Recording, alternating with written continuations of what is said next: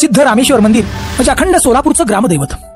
आणि आज आपण सिद्ध रामेश्वर मंदिराचा इतिहासच आपण जाणून घेणार आहोत। अहो, या मंदिराला हजारो वर्षाचा इतिहास आहे। सिद्ध रामेश्वर म्हणजे साक्षात शिवशंभोचा अवतार।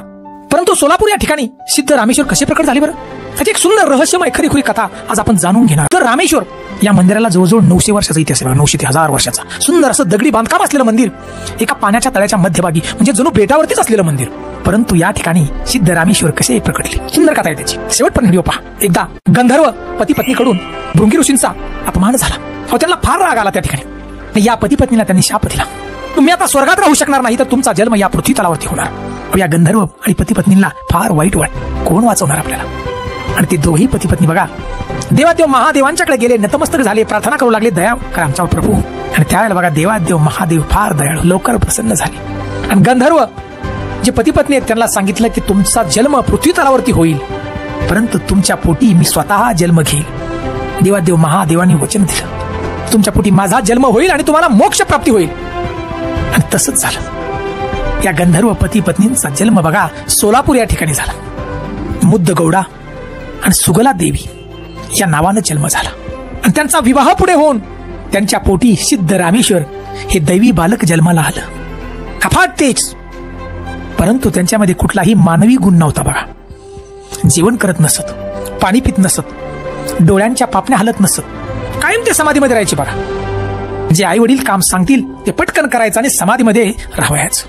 आणि आपल्या जन्मापासून मल्लिकार्जुन यांना गुरु मानलं बघा। एकदा समाधीमध्ये होते त्यावेळी त्यांना बघा मल्लिकार्जुन एका ऋषीच्या अवतारामध्ये दर्शन देतात। परंतु हे सुद्धा दैवी अवतार त्यांनी ओळखलं की हे ऋषी नसून मल्लिकार्जुन आहे। त्यावेळेला बघा मल्लिकार्जुन यांनी दही भात आणायला सांगितलं। त्यावेळेला सिद्ध रामेश्वर दही भात आणायला गेले। दही भात ज्या वेळेला घेऊन आले त्यावेळेला मल्लिकार्जुन त्या ठिकाणी दिसनाशे नाहीसे झाले। सिद्ध रामेश्वरांना फार दुःख झालं। तर बघा सोलापूरहून श्रीशैल आंध्र प्रदेश या ठिकाणी मल्लिकार्जुन जे ज्योतिर्लिंग आहे हे जवळजवळ 500 किलोमीटर आहे बघा।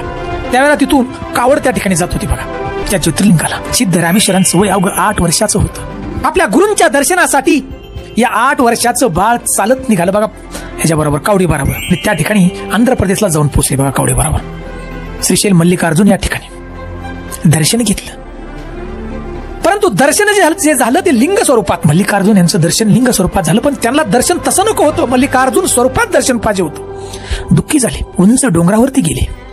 तिथून 3 वेळा ते सांगितलं बघा देवाला, आवाज दिला की हे मल्लिकार्जुन देवा, मला तुम्ही स्वतः या ठिकाणी दर्शन द्या, जर दर्शन नाही दिलं तर मी कड्यावरून उडी टाकून देईल। 2 वेळा बोलले, 3ऱ्या वेळा उडी टाकणार त्याच वेळेस क्षणार्धात श्रीशैल मल्लिकार्जुन त्या ठिकाणी स्वतः आले आणि रामेश्वर यांना दर्शन दिलं बघा। तर रामेश्वरांना स्वतः देवादेव महादेवांनी साक्षात दर्शन दिलं आणि दीक्षा दिली स्वतः बघा मल्लिकार्जुन यांनी। आणि त्यांना सांगितलं तुम्ही सोलापूरला जा। सोलापूरला गेल्यानंतर एक दिवस असा येईल की त्या ठिकाणी वातावरणात बदल होईल, ढगांचा कडकडाट आवाज येईल, जोरात पाऊस चालू होईल आणि त्या ठिकाणी मंदार वृक्षाखाली माझा अवतार मी स्वतः घेईल आणि येईल बघा। जी जमीन